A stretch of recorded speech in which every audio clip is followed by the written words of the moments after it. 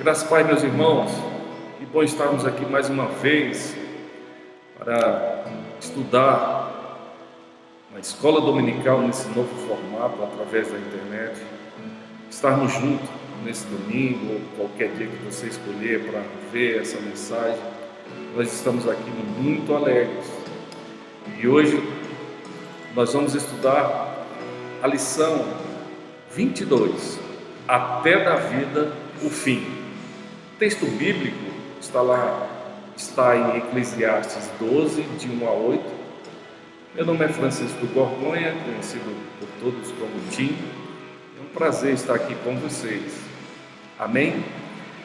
E aí, aproveitando que estamos aqui, vamos orar? Curva sua cabeça e vamos orar.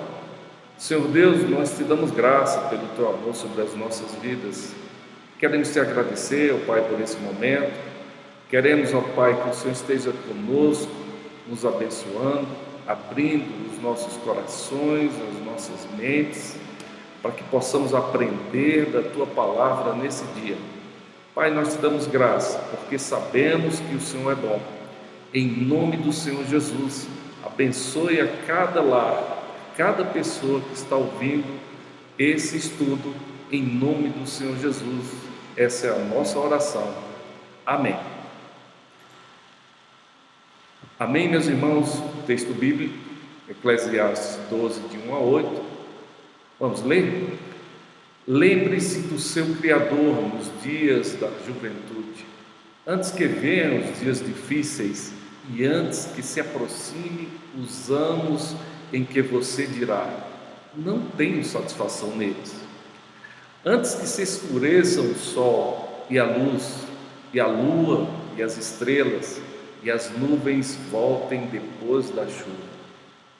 Quando os guardas da casa temerem, e os homens fortes caminharem encurvados, e pararem os moedores por serem poucos, e aqueles que olham pelas janelas enxergarão embaçado.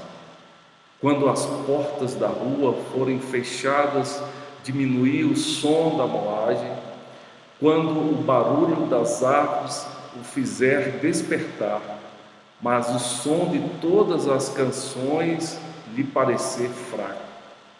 Quando você tiver medo de altura e dos perigos das ruas, quando florir a amendoeira, o gafanhoto for um peso e desejo de não se despertar, então o homem se vai para o seu lar eterno e os pranteadores já vagueiam pelas ruas.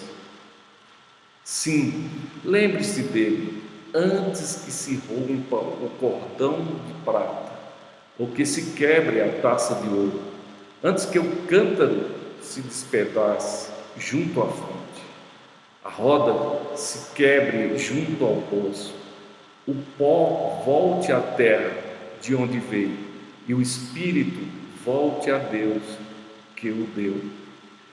Tudo sem sentido, diz o mestre. Nada faz sentido, nada faz sentido. Em outra tradução a gente lê: tudo é vaidade. Amém? Que o Senhor nos abençoe nessa manhã. O objetivo da aula é relembrar a finitude da vida a partir do texto de Eclesiastes, propor cuidados que nos preparem para a velhice. Para o início de tudo, para a maioria das pessoas, a velhice é vista como um tempo muito difícil em que se vivencia em demasia enfermidades, solidão, cansaço físico e mental, dentre outras limitações.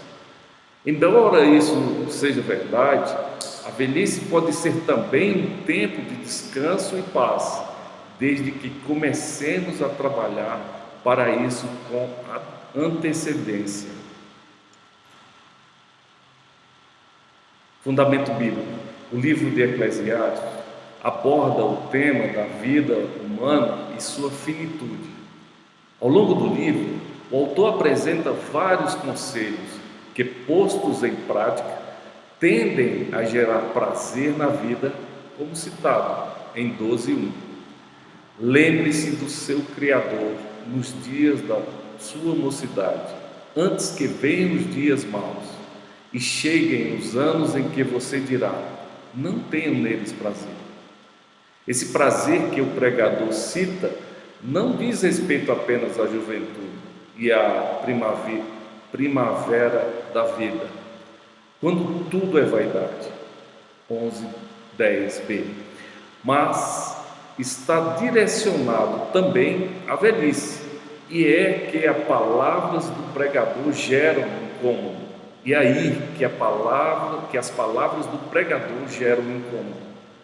Como ter prazer na vida, satisfação plena, alegria constante, quando as limitações ocasionadas pela vida avançada geram, por vezes, cansaço, dores e sofrimento? Eu queria lembrar de um exemplo que eu tenho aqui na minha igreja, de um homem que tem uma sabedoria muito grande. Esse homem, ele tem por volta de 77 anos, é uma pessoa do que eu gosto e respeito muito.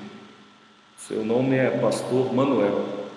É um homem que, ao longo da sua vida, ele fez muitas coisas importantes que ele está colhendo os frutos agora. Todas as vezes que eu encontro com ele, eu pergunto assim: graça e paz, pastor, como é que vai?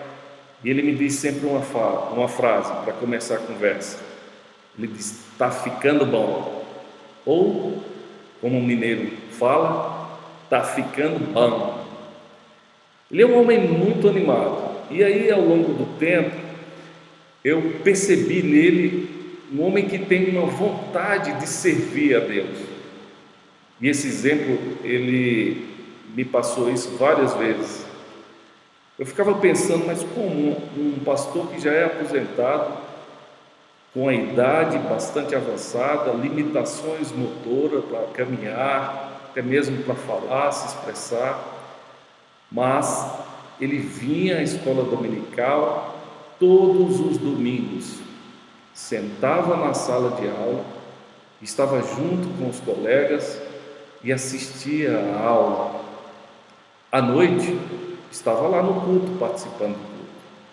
Então esse homem, ele tem uma sabedoria porque ao longo do tempo ele investiu em tudo que ele fazia, criação dos seus filhos, nos cuidados para ter uma aposentadoria mais organizada, reconstruiu a sua casa para que ele tivesse mais conforto na sua velhice. E o mais importante de tudo isso, ele investiu no amor, ele investiu na convivência com seus irmãos, e hoje é um homem honrado.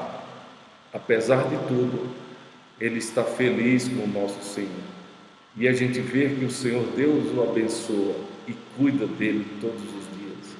Então, quando eu estava fazendo esse estudo, a pessoa que me veio na mente foi o pastor Manuel, uma pessoa que eu estimo muito. Fundamento bíblico. É possível alegrar-se sobremaneira quando os dias começarem a ficar mais difíceis e sem alegria, como se o sol, a lua e as estrelas estivessem ocultos? Ou quando uma tempestade se segue de nuvens, dando sinal de que as águas não vão parar? Ou ainda, quando o nosso físico vai perdendo o seu vigor e os braços e pernas começam a vacilar, os dentes faltam e os olhos quase ou nada enxergam? Como sentir completo prazer na vida quando os dentes se foram? Os lábios não têm forças, o som da mastigação mal ouvido? Ou quando as noites ficarem muito longas devido à insônia? Ou tudo ficar assustador por parecer difícil demais e alimentar-se já não fizer mais o sentido? Sabedor de que todas essas coisas dependem a acontecer na velhice, o pregador sugere que antes que esses dias maus cheguem, devemos confiar nossa vida nas mãos do nosso Deus, pois Ele certamente cuidará de nós no tempo futuro, tal como tem cuidado no tempo presente. Ademais, o tempo futuro aponta para o fim da vida, o dia em que o fio de prata há de se romper, o copo de ouro e o cântaro irão se despedaçar, bem como a roda junto ao poço. Essa é a hora do fim da vida terrena, quando o pó volte à terra de onde veio e o espírito volte a Deus que o deu. Em suma, o autor de Eclesiastes está a ensinar, lembrando-se que um dia irá morrer e que a vida é breve, a fim de, apesar de todas as dificuldades, poder alegrar-se na presença de Deus que sustenta. Palavra que ilumina a vida. A velhice certamente é um tempo de muitos altos e baixos, e o autor de Eclesiastes não esconde essa realidade. Ela é a parte de existência e da longevidade, que é uma bênção de Deus. Contudo, a maneira como vamos vivê-la depende das escolhas e atitudes que devemos antes que ele chegue. E mais importante delas é buscar a sabedoria que vem do temor do Senhor e da comunhão com Ele, a fim de enfrentar as dificuldades dessa fase da vida. A mensagem de Eclesiastes continua muito atual, pois de fato precisamos pensar em nossa velhice e em como queremos envelhecer, independente da idade que temos hoje. Nós precisamos pensar na nossa velhice, e aí a gente precisa investir no presente. Nós precisamos estar ouvindo a palavra do Senhor, é ela que vai te dar sabedoria para as suas decisões. Esse estudo vai nos alertar sobre várias coisas que devemos fazer, porque, entenda, se a velhice chegar na sua vida, é uma bênção, significa que você não perdeu a sua vida na juventude. Deus está te abençoando com muitos dias de vida, mas esses dias precisam estar vividos na sua plenitude, na sua alegria. Terá altos e baixos, sim, teremos sim, mas teremos amigos, teremos uma família que vai cuidar de nós. Nós precisamos nos organizar para que isso seja mais leve na nossa velhice. A Organização Mundial da Saúde, OMS, declara que envelhecer bem deve ser uma prioridade global. A Sociedade Brasileira de Gerontologia de 2019 traz em seu site considerações importantes sobre o envelhecimento no Brasil. Segundo o Instituto Brasileiro de Geográfica e Estatística, IBGE, em 2000, a população idosa com mais de 60 anos era de 14,5 milhões de pessoas, um aumento de 35,5% antes os 10,7 milhões em 1991. Hoje, este número ultrapassou 29 milhões e a expectativa é que até 2060 este número suba para 73 milhões com 60 anos ou mais, o que representa um aumento de 160%. Olha que coisa, meus irmãos, A gente sempre via nas estatísticas, até um tempo desse aí, que o nosso país é um país jovem.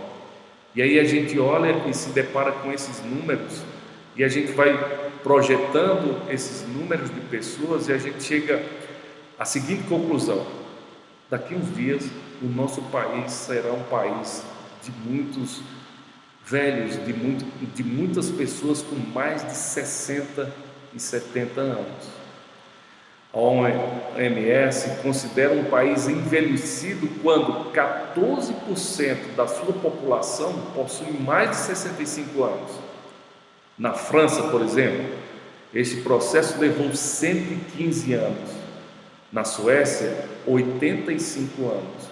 No Brasil, levará pouco mais de 2 décadas, sendo considerado um país velho em 2032, quando 32,5 milhões dos mais de 226 milhões de brasileiros terão 65 anos ou mais.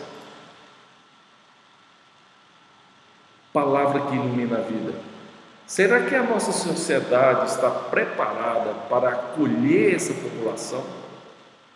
O blog da revista Ultimato, Fassone Gomes, 2019, apresentou os seguintes dados sobre a realidade: 9 em cada 10 idosos no Brasil contribuem ativamente com o sustento financeiro do lar, sendo que, em metade dos casos, as pessoas idosas são as primeiras responsáveis por essa demanda. A população idosa é alvo em potencial ao crime de estelionato. Só em 2012, no Rio de Janeiro, foram 22 vítimas diárias desse crime. E esses eventos e esses acontecimentos, todos os dias, estão nos nossos noticiários. É só ligar a televisão, ligar o rádio, que você vai ver isso acontecendo todos os dias. Em 2016, o Disque 100 da cidade de São Paulo recebeu 7.550 denúncias entre negligências, violência psicológica e abuso financeiro e econômico. Dentre as pessoas agressoras, 2/3 são filhos, parentes e cônjuges. Pessoas idosas entre 60 e 64 anos lideram o ranking de depressão no Brasil, com 11,1% de casos diagnosticados. Entre os anos de 1997 e 2012, o consumo de antidepressivos entre as pessoas idosas passou de 8,3% para 23,6%. Palavra que ilumina a vida. 1,2 milhões de pessoas com mais de 65 anos no Brasil são diagnosticados com Alzheimer, com projeção para que este número dobre em 2030. Gente, olha que número alto. Dos 312 mil óbitos ocorridos com as pessoas idosas entre 60 e 74 anos, 70% poderiam ser evitados se houvesse melhores condições de tratamento médico, melhorias na saúde pública e quantidade e qualidade de vida. Ou seja, a nossa população precisa entender que essas pessoas precisam obrigatoriamente cuidar dos anciões, das pessoas idosas que estão em casa. Então, se hoje a gente não nos preparar para esses dias, como nós vamos viver esses dias? Então, é mais uma responsabilidade que cabe a cada um de nós, de fazer uma economia, de ter uma estabilidade para que no futuro a gente não dependa tanto do governo ou de outras pessoas para ter a nossa vida melhor. A média de suicídio da população de 70 anos é acima de 156%, maior do que da população geral. Dados assim nos levam a refletir: estamos preparados ou preparadas para a velhice? Como temos envelhecido? É certo que nem tudo está sob o nosso controle, mas é possível planejar a vida a fim de vivê-la com maior e melhor qualidade. Eis algumas sugestões passadas para que a gente possa ter uma vida melhor no futuro. Invista nas relações sociais, família, amigos ou amigas, comunidade de fé, colegas de trabalho. Invista na amizade, invista em conversas, invista em relacionamentos. Tem uma coisa muito interessante: meu pai, ele está muito idoso e alguns desses cuidados ele não teve ao longo da vida, mas uma coisa ele teve: ele investiu em relacionamentos com seus filhos. E hoje todos nós estamos cuidando dele na velhice. Ele depende totalmente da minha mãe, depende totalmente das minhas irmãs que estão mais próximas dele. Ele investiu no amor, no relacionamento. Imagina só se ele tivesse uma vida e que não tivesse um relacionamento bom com seus filhos. E hoje ele está totalmente dependente dos cuidados de cada um de nós. Mas ele investiu em amor, em cuidado com seus filhos e a sua esposa. E hoje ele, de uma certa forma não, ele está colhendo frutos. Amém? Então, invista nos relacionamentos sociais, na família. Diz a palavra de Deus que não é bom vivermos só. Está lá em Eclesiastes 4, de 9 a 10. Nós não fomos planejados para ter uma vida só. Todos nós precisamos ter amigos, pessoas com quem você possa confiar, pessoas com quem você possa pedir ajuda ou pedir conselhos. Ninguém pode viver na vida só. Deus, quando projetou o homem, Ele projetou para viver em comunidade. E Ele sabe todas as coisas, por isso que Ele planejou dessa forma. Palavra que ilumina a vida. Cuidado para não assumir responsabilidades que já não pertencem mais a você.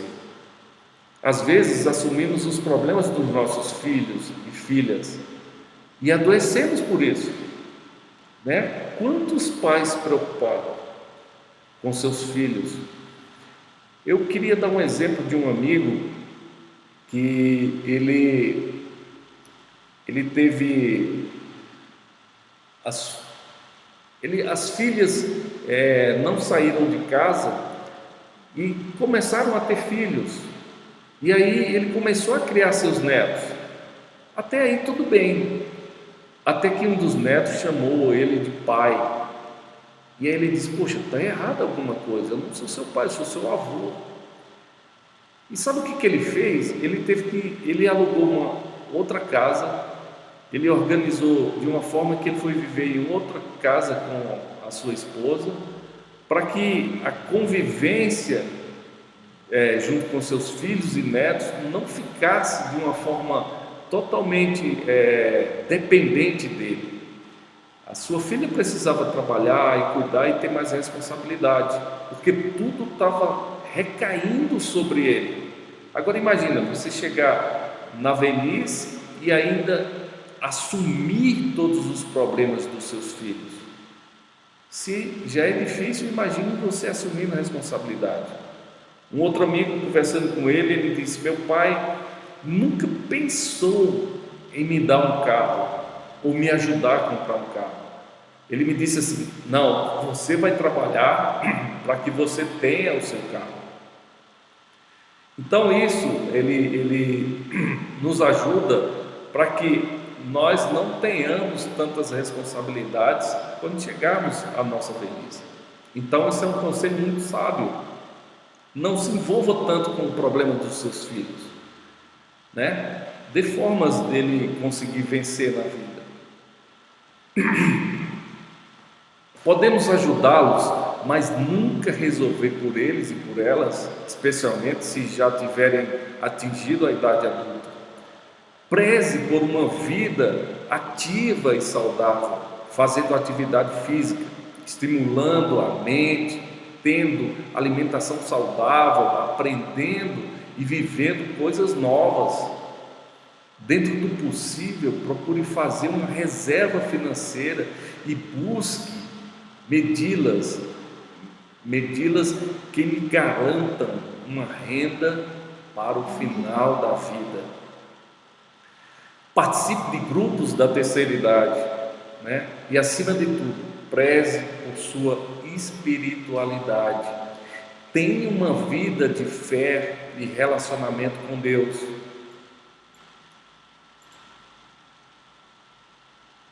Conclusão: diante das alegrias e dificuldades que a velhice propicia, o salmista nos ensina a confiar e a clamar pelo Senhor. Não devemos temer o amanhã, mas nos preparar para ele. Confiando e crendo que ao agir com prudência, temor e sabedoria, Deus há de cumprir em nós sua palavra, de que a velhice ainda teremos frutos. Salmo 29, 14. Para refletir, meus irmãos, como esta lição nos ajuda no preparo para as adversidades da vida e da idade avançada. Essa lição, ela me ensinou e me fez pensar mais sobre esse assunto. Quando começamos a ler, diz assim: lembra-te de Deus na tua mocidade. E é interessante isso, quando a gente lê isso, significa não apenas lembrar de Deus, mas uma atitude, né? O livro nos ensina, e o conselho é que você precisa ter um tempo de comunhão com Deus, fazer a sua vontade aqui, trabalhar para a obra do Senhor, porque lembrar da mocidade, lembre-te de Deus na tua mocidade, significa tenha decisões para fazer a vontade de Deus na terra, porque no futuro tudo isso será cobrado, né? Na nossa morada celestial, antes nós vamos passar por um julgamento, e aí toda a sua obra vai ser mostrada para Deus. E aí, se você não trabalhou quando você era jovem, quando você era forte, como você vai trabalhar depois da sua velhice? Então o tempo é hoje, é agora. Eu preciso investir com Deus, buscando sabedoria para os dias que virão. Amém? Durante a semana, leia essas passagens bíblicas aí. Sempre vai estar disponível nesse link. Sempre vai estar disponível essas leituras nos característicos, no próprio link vai ter lá sobre isso. Então, todos os dias, se você puder, leia sobre essas passagens. Amém? Vamos orar, meus irmãos? Vamos orar. Senhor Deus, nós te damos graça pelo teu amor sobre as nossas vidas. Queremos te agradecer, ó Deus, pela tua palavra, que essa palavra entre em nossos corações, que seja como uma semente caída em terras férteis, e que ela cresça, que ela germine, e que ela floresça em nossos corações. Ó Deus, obrigado por esse alerta que o Senhor vem fazendo a cada um de nós, que possamos, ó Pai, estar disponível a Ti para aprender mais de Ti e fazer a Tua obra aqui na terra, Pai. Em nome do Senhor Jesus, nós Te damos graça. Em nome do Senhor Jesus, nós Te damos graça por tudo, porque o Senhor é bom. Assim nós oramos agradecidos. Amém. Meus irmãos, toda a nossa bibliografia está aí. Se você quiser fazer mais alguma pesquisa, vai estar aí disponível todos os estudos, de onde foi baseado essa palavra, esse ensinamento que foi trazido hoje aqui para a escola dominical. Você é o nosso convidado. Nós estamos aqui na Igreja Metodista de Taguatinga Norte. O endereço é QNG 25, área especial 3, fica aqui em Taguatinga Norte, Brasília. Nós estamos aqui, nós somos da 8ª região eclesiástica e estamos muito felizes e ficaremos muito felizes ainda se você vier nos visitar.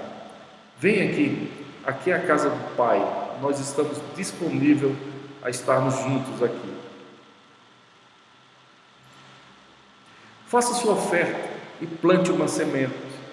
Banco Bradesco, agência 6550, conta corrente 000-57-169. Esse é o nosso CNPJ. Nós somos a Associação da Igreja Metodista, 8ª Região Eclesiástica. Inscreva-se em nosso canal para não perder nenhuma live, para não perder nenhum estudo desse. Eu quero te dar graças, te agradecer por esse tempo junto, em nome de Jesus. Muito obrigado por esse tempo. Amém? Em dias de escuridão, ações de luz, para o bem de todos e não só de um. Faz bem em meio a tantos medos ecoar a voz do amor, nutrindo a esperança, aliviando a dor. A nossa empatia ameniza sofrimentos, trazendo em meio ao pranto um pouco de alegria. Assim ninguém precisa usar tantos argumentos para cuidar bem do outro a cada novo dia com amor.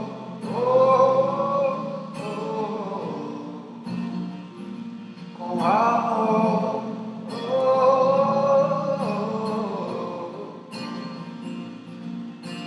Cuide bem do amigo, cuide bem do enfermo e do doutor. Seja compassivo, não ponha em perigo quem Deus amar. Cuide bem, amigo, cuide bem da vovó e do vovô. Seja compassivo, não ponha em perigo aquele a quem Deus ama e você chama de meu amor.